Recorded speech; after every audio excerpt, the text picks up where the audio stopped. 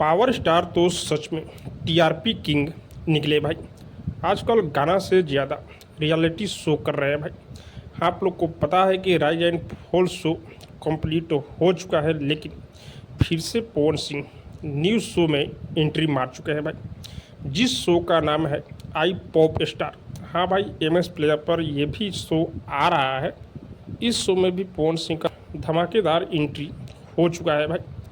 इसीलिए बोला जा रहा है आजकल कि पवन सिंह टीआरपी किंग हो चुके हैं। जब भी किसी को ज़रूरत पड़ रहा है, किसी का शो हिट कराना है, तो पवन सिंह को बुलाओ। तो पवन सिंह आई पॉप स्टार में एंट्री ले चुके हैं। आजकल में उनका शो भी एमएस प्लेयर पर आ ही जाएगा भाई। तो पवन सिंह पावर स्टार और टीआरपी किंग, पवन सिंह का 3 नाम हो चुका है।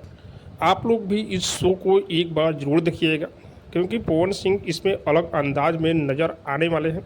गाना भी उसमें गाने वाले हैं भाई। बाकी आप सबको क्या लग रहा है कमेंट करके जो बताइएगा। और अब तक मेरे चैनल को सब्सक्राइब नहीं किए तो सब्सक्राइब कीजिए, लाइक कीजिए, शेयर कीजिए, क्योंकि मैं भोजपुरी का अपडेट आप लोगों तक पहुँचाता रहता हूँ।